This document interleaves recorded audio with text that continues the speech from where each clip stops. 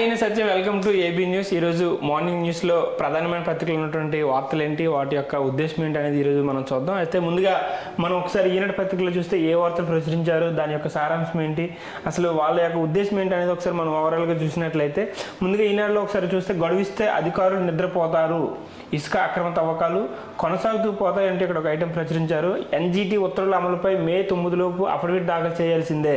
కేంద్ర పర్యావరణ అటవీ శాఖ ఏపీ ప్రభుత్వం జేపీ సంస్థకు సుప్రీంకోర్టు స్పష్టీకరణ. అక్రమ తవ్వకాలను అడ్డుకోవాలని రాష్ట్ర ప్రభుత్వానికి ఆదేశం అంటూ ఇక్కడ ఒక ఐటెం మనకి చూస్తున్నాం. ఎందుకంటే ఇక్కడ వైసీపీ గవర్నమెంట్ వచ్చిన తర్వాత ఇసుకపై నియమ నిబంధనలు చాలా వరకు పెట్టడం జరిగింది. సో దానికి అనుకూలంగా ఉన్నటువంటి అంశాలపైన కోర్టు ఈరోజు కొన్ని ఉత్తర్వులు జారీ చేయడం జరిగింది. ఆ గడువిస్తే అధికారులు నిద్రపోతారు, ఇసుక అక్రమ తవ్వకాలు కొనసాగుతూ పోతాయి అంటూ ఇక్కడ ఒక ఐటెం ప్రచురించారు. ఆంధ్రప్రదేశ్లో ఇసుక అక్రమ తవ్వకాల నియంత్రణకు 2023 మార్చి 23 జాతీయ హరిత ట్రిబ్యునల్ ఎన్జీటీ ఇచ్చిన తీర్పులోని అంశాలను క్షేత్రస్థాయిలో ఎంత మేరకు అమలు చేశారన్న దానిపై కేంద్ర పర్యావరణ అటవీ శాఖ, ఆంధ్రప్రదేశ్ ప్రభుత్వం, జయప్రకాష్ పవర్ వెంచర్స్ సంస్థలు మే 9వ తేదీలోపు అఫిడవిట్ దాఖలు చేయాలని సుప్రీంకోర్టు ఆదేశించింది. ఇక్కడ ఈ ఐటెం కూడా మనం చూసుకోవచ్చు. అంటే దీని యొక్క సారాంశం ఏంటంటే ఇసుక అక్రమ తవ్వకాలపై కోర్టు నియమ నిబంధనలు వాళ్ళ యొక్క ఆదేశాలను కూడా అఫిడవిట్ దాఖలు చేయాలని సుప్రీంకోర్టు ఆదేశించడం జరిగింది. ఇక్కడ మనకు క్లియర్ కట్గా కనబడుతుంది. అలాగే ఇంకొక ఐటెం చూసినట్లయితే పెన్షన్లపై సర్కారు మరో కుట్ర. లబ్ధిదారులను ఇబ్బంది పెట్టడమే ప్రభుత్వ పెద్దల లక్ష్యం. ఇంటింటికి పెన్షన్లు సులభమైన సస్యమేర. ముందు సచివాలయాలకు, ఆ తర్వాత బ్యాంకుల చుట్టూ తిరిగేలా వ్యూహం. నెపం ప్రతిపక్షాల మీదకి నెట్టేసే దురాలోచన ఉందంటే ఇక్కడ మనకు ఒక ఐటమ్ కనిపిస్తుంది. ఇంటింటికి పెన్షన్ పంపిణీకి ప్రభుత్వం సస్యమేర అంది. మొన్నటి ఎండల్లో పెన్షన్దారులని గ్రామ వార్డు సచివాలయాలకు బలవంతంగా రప్పించేలా గత నెలలో ఎత్తుగడ వేసింది. అయినా 2 రోజుల్లోనే పంపిణీ పూర్తవడంతో అనుకున్న లక్ష్యం నెరవేరక దాన్ని పక్కన పెట్టింది. ఈసారి మరింత కట్టబెట్టేలా వ్యూహాన్ని రచించింది. అందుకే మొదట ఏ బ్యాంక్ ఖాతాకు ఆధార్ కార్డు అనుసంధానం అయిందో తెలుసుకునేందుకు సచివాలయానికి వెళ్ళి, ఆ తర్వాత సుదూరంలో ఉండే ఆ బ్యాంకుకి వెళ్ళి జనం ఎక్కడ పాలయ్యేలా నిర్ణయం తీసుకుందంటే ఇక్కడ ఒక ఐటెం ప్రచురించింది. అయితే ఇక్కడ మనం చూసుకోవచ్చు, ఇప్పుడు కూడా గత నెలలో కూడా జరిగింది, ఈ నెలలో కూడా అదే మళ్ళీ రిపీట్ అవుతుంది. ఎందుకంటే పెన్షన్లు పంపిణీ చేసే పద్ధతిపై కావచ్చు, వాటి యొక్క విధానాలపై కావచ్చు, ఇప్పుడు కూడా మళ్ళీ ఈ నెల కూడా కొంత చర్చనీయాంశం అయ్యే అవకాశం ఉందనుకోండి. ఎందుకంటే వాలంటీర్ల ద్వారా ఇవ్వకూడదు అనేది ఒకటి ఉంటే, సచివాలయం ద్వారా ఇవ్వచ్చు లేదా అధికారుల ద్వారా ఇవ్వచ్చు అనేది చేస్తున్నటువంటి ప్రతిపక్షం చేస్తున్న ఆరోపణ. అయితే అధికార ప్రశ్న చేస్తున్నటువంటి విషయం ఏంటంటే ఏ ఆధార్ కార్డు ఏ బ్యాంక్ ఖాతా అయితే అనుసంధానమై ఉంటుందో ఆ ఖాతాలో నేరుగా వేసే ప్రయత్నం చేస్తాం.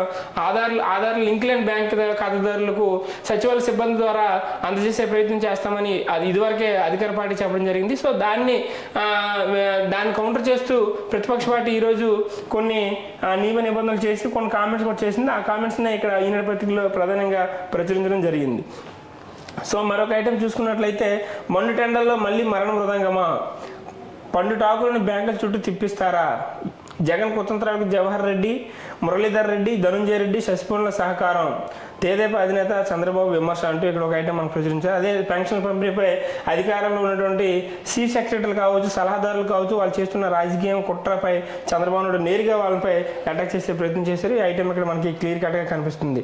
ఇంకొక ఐటెం ఇక్కడ చూస్తే వైకాపాకు కాలం చెల్లింది, అభ్యర్థులు డిపాజిట్లు గల్లంత అవుతాయి, మార్పు కోరుకుంటున్న ప్రజలు. డోన్ నందికొట్కూరు సభలో తెదేపా అధినేత చంద్రబాబు విమర్శించారు. ప్రధానంగా చూసినట్లయితే ఎన్నికల ప్రచారంలో భాగంగా కర్నూలు జిల్లాలో చంద్రబాబు నాయుడు ప్రచారం చేస్తున్నారు. అందులో నందికొట్కూరు అలాగే డోన్లో సభల్లో పలు విమర్శలు చేశారు. వైకాపా కాలం చెల్లిందంటూ చంద్రబాబు నాయుడు డైరెక్ట్గానే విమర్శలు చేశారు. ఎందుకంటే మరో 13 రోజుల్లో జరుగుతున్నటువంటి ఎన్నికలకు ఎవరు ఎత్తులు వాళ్ళకున్నాయి, ఎవరు వ్యూహాలు వాళ్ళకున్నాయి. కాబట్టి అందులో భాగంగా టీడీపీ అధినేత చంద్రబాబు నాయుడు కూడా డైరెక్ట్గా నేరుగా ప్రజల్లో ధైర్యం నింపేందుకు, వాళ్ళ క్యాడర్లో ఒక భరోసా కల్పించేందుకు ఈ యొక్క కామెంట్ చేశారు. మరి ఈయన చెప్పే కామెంట్స్ ఎంతవరకు వాస్తవం అవుతాయి, నిజమవుతాయి అనేది మనం కొన్ని రోజులు వేచి చూడాల్సినటువంటి అంశము. అలాగే కాపు కాస్తారని కాటేశారు. జగన్ కాపులకు చేసిన దగ అంతా ఇంత కాదు. 10,000 కోట్లు ఖర్చు చేస్తారని మేనిఫెస్టోలో హామీ ఇచ్చింది 2,000 కోట్లు మాత్రమే.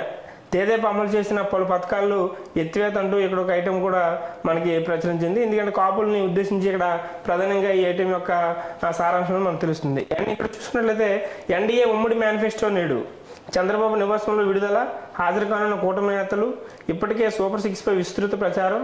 ఉద్యోగాలు, సంక్షేమం, అభివృద్ధి సమ్మిళితం, నేటి అవసరాలు, రేపటి ఆకాంక్షలు, ఇతివృత్తంగా ప్రణాళిక రూపకల్పన అంటూ ఇక్కడ ఒక ఐటమ్ మనకి కనిపిస్తుంది. ఎందుకంటే ఎన్డీఏ ఉమ్మడి మేనిఫెస్టోని విడుదల చేస్తారు. ఆల్రెడీ వైసీపీ ఇప్పటికే తన మేనిఫెస్టోని రిలీజ్ చేయడం జరిగింది. సో ఇప్పుడు ఎన్డీఏ కూటమి ఒక మేనిఫెస్టోని కూడా ఈరోజు రిలీజ్ చేసే అవకాశం ఉందని ఇక్కడ మనకి క్లియర్ కట్గా కనబడుతుంది. ఇది ఈనాడులో ప్రచురించినటువంటి ప్రధానమైన వార్తలు. అలాగే మనం ఆంధ్రజ్యోతిలో చూసుకున్నట్లయితే, ఆంధ్రజ్యోతిలో ప్రధానంగా చూసుకున్నట్లయితే ఇంటికి వచ్చి ఇచ్చేందుకు ఇంకేం బాధ, పింఛన్ల ఎందుకు వికృతి క్రీడ అంటూ పింఛన్లపై ఎందుకు వికృతి క్రీడ అంటే ఇక్కడ ఆంధ్రజ్యోతిలో ప్రధానంగా మనకు ఒక ఐటెం కనబడుతుంది. అవాదాతులను బ్యాంకుల చుట్టూ తిప్పాలా, రేపటి ఖజానాకు కావాల్సిన నిధులు ఇంటింటికి పంపిణీకి సచివాలయ సిబ్బంది సిద్ధం, 1-2 రోజుల్లోనే పూర్తి చేయగలమని వెల్లడి, జాబ్ చార్టర్లో లేని పనులెన్నో చేయిస్తున్నారు, మద్యం షాపుల ముందు మమ్మల్ని నిలబెట్టారు, పెన్షన్ల పంపిణీకి మాత్రం మేము పనికిరామా, బ్యాంక్ ఖాతాలో వేయడము రాజకీయమే, సచివాలయ సిబ్బంది స్పష్టీకరణ అంటూ ఇక్కడ ఒక ఐటెం చూపిస్తుంది. ఎందుకంటే ఇక్కడ వాలంటీర్లని విధులను ఉపయోగించకూడదని ఆల్రెడీ ఈసీ వాళ్ళకి నిబంధనలు ఒక ఆదేశాలు జారీ చేసినటువంటి అంశం మనకందరికీ తెలిసినటువంటి విషయం. అయితే దాన్ని సచివాలయ సిబ్బంది ద్వారా ఇంటింటికి చేయొచ్చు కదా అనేది చేస్తున్నటువంటి టీడీపీ ఆరోపణ. అయితే దాన్ని వైసీపీ రాజకీయం చేస్తుంది, అందులో భాగంగానే వాళ్ళ ఖాతాల్లోకి వేసి వాళ్ళందరినీ బ్యాంకుల చుట్టూ తిప్పేలా చేసే ప్రయత్నం చేస్తుందంటూ ఇక్కడ టీడీపీ చేస్తున్నటువంటి ఆరోపణని ఇక్కడ మనకి ఆంధ్రజ్యోతిలో ప్రచురించడం జరిగింది. చూసుకున్నట్లయితే నెల కిందట అలా ఇప్పుడు ఎలా అంటూ ఒక 2 కామెంట్స్ కూడా ఇక్కడ చేయడం జరిగింది. ఎందుకంటే డీబీటీ డైరెక్ట్ బెనిఫిట్ ట్రాన్స్ఫర్ ద్వారా సామాజిక పెన్షన్ల పెంపుని సాధ్యం కాదు, లబ్ధిదారులందరికీ బ్యాంక్ అకౌంట్లు లేవు, ఉన్నా అవి యాక్టివ్గా ఉండే అవకాశాలు తక్కువ, బ్యాంక్ అకౌంట్లకు ఆధార్ సీడ్ కాలేదు, వాలంటీర్లు లేనందున వాటిని చెక్ చేసే అవకాశం లేదు, దానివల్ల చనిపోయిన వాళ్ళకు కూడా పెన్షన్ ఖాతాలకు వేయాల్సి వస్తుందంటూ నెల కింద చేసినటువంటి పంచాయతీరాజ్ శాఖ ముఖ్య కార్యదర్శి శశిభూషణ్ కుమార్ ఈ నెల 2 ఇచ్చిన మెమో అంటూ ఇక్కడ ప్రచురించారు. అది ఇప్పుడు ఏం చెప్తున్నారంటే, రాష్ట్రంలో సామాజిక పెన్షన్ల పంపిణీ 2 విధానాల్లో చేపడతాం, దివ్యాంగులు, వయోవృద్ధులు, మంచాన పడిన వారికి మాత్రమే ఇళ్లకు వెళ్ళి పంపిణీ చేస్తాం, మిగిలిన లబ్ధిదారులందరినీ వారి బ్యాంక్ ఖాతాల్లో నగదు జమ చేస్తామంటూ శశిభూషణ్ కుమార్ ఈ నెల 28న ఇచ్చిన మెమో అంటూ ఇక్కడ కూడా మనకి క్లియర్ కట్గా ఆంధ్రజ్యోతిలో ప్రచురించడం జరిగింది. అలాగే ఇక్కడ మనకు ఒకసారి చూసుకున్నట్లయితే ఉద్యోగులకు అండగా సిసిఎస్పై ప్రత్యేక విధానం చంద్రబాబు, సకాలంలో పిఆర్సీ పెన్షన్ ఇస్తాం, ఉద్యోగుల పాలిట రాక్షసుడిగా జగన్, వారంలో సిపిఎస్ రద్దు అన్నాడు, అలాంటి వారాలు చాలా పోయాయి, ఫిట్మెంట్ ఇవ్వకుండా ఇబ్బందులు, డిఎల్ లేవు, రివర్స్ పిఆర్సీ, 25,000 కోట్ల పైగా బకాయిలు, ఒక్క నెలలోనూ 1న పెన్షన్ ఇవ్వలేదు, మద్యం షాపుల వద్ద టీచర్ల కాపలా, ప్రజల భూములు కొట్టేసేందుకు పన్నాగం, గత ఎన్నికల్లో కోడికత్తి డ్రామా, ఇప్పుడు గులకరాయి నాటకం, పిట్టగదల బుగ్గన తిన్నదంతా కక్కిస్తా, ప్రజాగలన టీడీపీ అధినేత హెచ్చరిక అంటే ఇక్కడ మనకి క్లియర్ కట్గా కనబడుతుంది. ఎందుకంటే చూడండి ఇక్కడ టీడీపీ అధినేత ప్రసంగిస్తున్నటువంటి ఫోటో కూడా మనకి క్లియర్ కట్గా కనబడుతుంది. ఎందుకంటే చంద్రబాబు నాయుడు గారు వైసీపీ ప్రభుత్వంపై క్లియర్ కట్గా కొన్ని కామెంట్స్ చేశారనమాట. సిపిఎస్ రద్దు అన్నాడు, అలాంటి వారాలు చాలా పోయి అంటే ఆయన ఇచ్చిన హామీలు ఏవైతే నెరవేర్చలేదో, ప్రజలకి గత ఎన్నికల్లో ఇచ్చినటువంటి హామీలు ఏవైతే నెరవేర్చలేదో వాటిని ఇక్కడ ఎత్తి చూపే ప్రయత్నం చేస్తారు చంద్రబాబు నాయుడు గారు.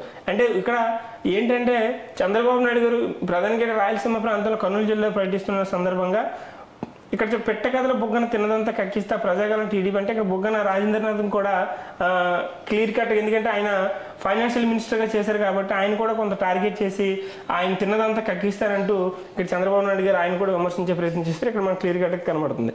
ఇంకొక ఐటమ్ మనకు చూసుకున్నట్లయితే జగన్ కోట బద్దలు కొడుతున్నాం, అరాజక వైసీపీని చెత్తబొట్టలో పడేద్దాం, మన భూముల పాస్ పుస్తకాలపై ముఖ్యమంత్రి ఫోటోలు ఎందుకు, దస్తావేజులు లేవు, సర్వర్లో ఉంచుతారట, తమ ఆస్తిని ప్రజలు రుజువు చేసుకోవాలా, మళ్ళీ వైసీపీ ప్రభుత్వం వస్తే ఆస్తులు గల్లంతే, జగన్ పాలన డిఎస్సీ లేదు, ఉపాధి లేదు, కేంద్ర సహకారం ఉంటేనే అభివృద్ధి పరుగు, కాకినాడ ఏలూరు సభలో పవన్ కళ్యాణ్ చేసినటువంటి కామెంట్స్. ప్రధానంగా కాకినాడ జిల్లా ఏలూరులో ప్రాంతాల్లో పవన్ కళ్యాణ్ పర్యటిస్తున్నారు ఎన్నికల నేపథ్యంలో. సో ఆయన కూడా ప్రధానంగా వైసీపీ అధికార పార్టీ వైసీపీని కూడా టార్గెట్ చేస్తూ ముఖ్యమంత్రిని జగన్మోహన్ రెడ్డిని కూడా టార్గెట్ చేస్తూ ఆయన కూడా పలు విమర్శలు చేస్తున్నారు. ఎందుకంటే ఆల్రెడీ ఇప్పటికే కూటమిలో చంద్రబాబు నాయుడు, జనసేన, టీడీపీ, బీజేపీ కూటమిలో ఉన్నాయి కాబట్టి వీళ్ళందరూ కూడా ఓవరాల్గా అటాక్ చేస్తుంది వైసీపీ ప్రభుత్వం కాబట్టి ఇక్కడ కూడా పవన్ కళ్యాణ్ కూడా కొన్ని కీలకమైన కామెంట్స్ చేస్తే అవి మనం క్లియర్ కట్గా చూస్తున్నటువంటి విషయం.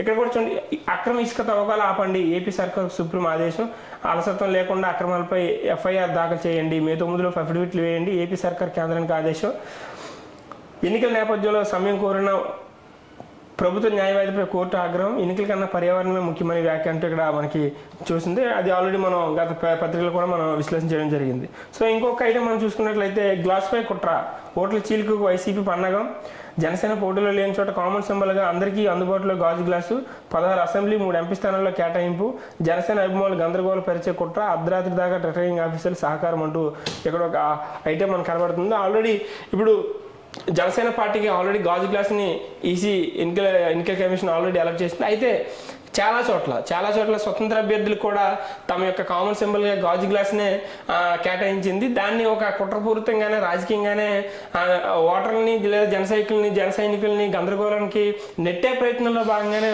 స్వతంత్ర అభ్యర్థులకి కొంతమంది ఆ అభ్యర్థులు కూడా గాజు గ్లాస్నే కామన్ గుర్తుగా ప్రకటించిన పట్ల రాజకీయంగా దాని వెనకాల లాగునుంది.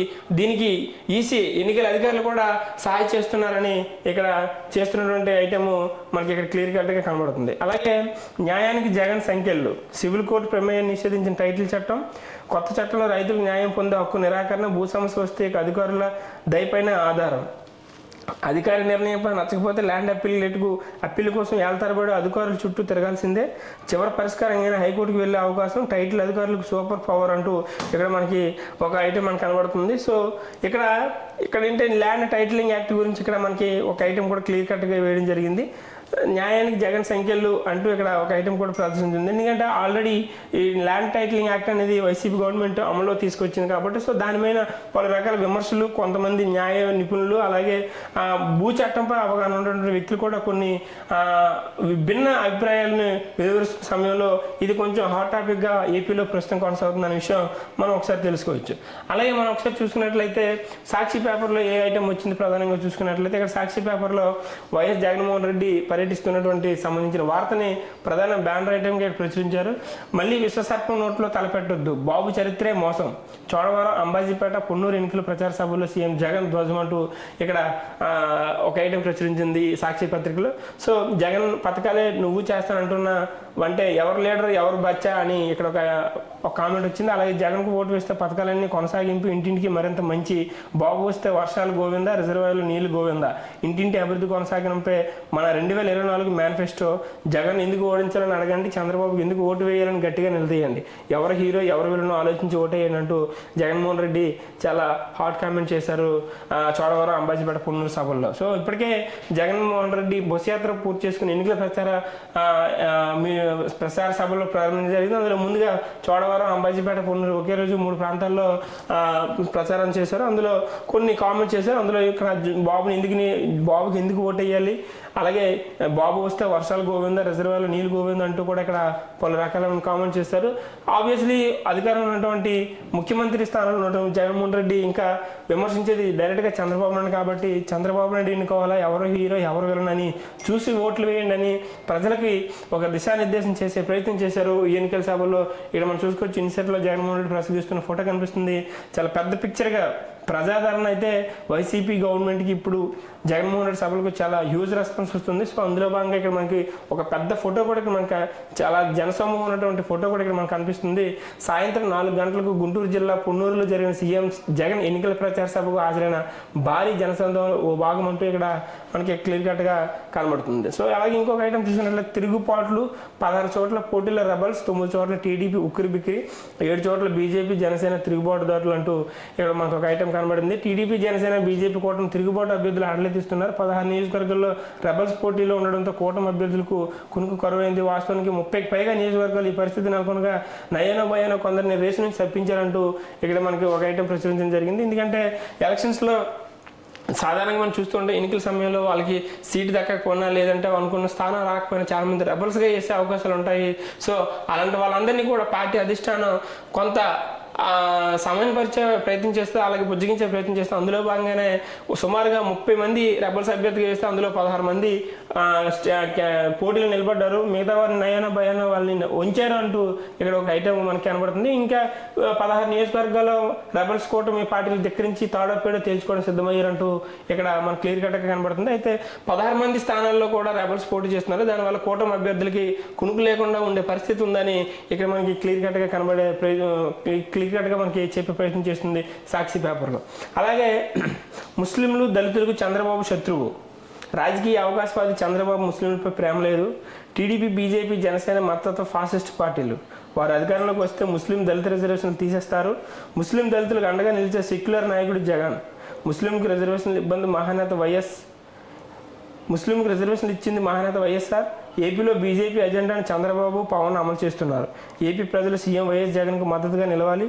సాక్షి ఫేస్ టు ఫేస్లో ఎంఐఎం అధినేత ఎంపీ అసదుద్దీన్ ఓవైసీ కొన్ని కామెంట్స్ చేశారు. ఎందుకంటే ఇది ఒక మతపరంగా చేసినటువంటి కామెంట్స్ కానీ మనం తీసుకోవచ్చు. ఎందుకంటే ముస్లింలకు, దళితులకు చంద్రబాబు శత్రువు అంటూ కూడా ఆయన చేశారు. ఎందుకంటే ఆయనకు ఉన్నటువంటి అభిప్రాయాన్ని ఆయన వ్యక్తపరిచారు. ఎందుకంటే వాళ్ళది తెలంగాణ ప్రాంతం, మన ఆంధ్ర ప్రాంతం కాబట్టి సో ఆంధ్ర ప్రాంతం పట్ల ఆయనకున్న అభిప్రాయాన్ని వ్యక్తం చేసే ప్రయత్నం చేశారు. అందులో సాక్షి ఫేస్ టు ఫేస్లో ఆయన ఈ సంచలన కామెంట్ చేశారు.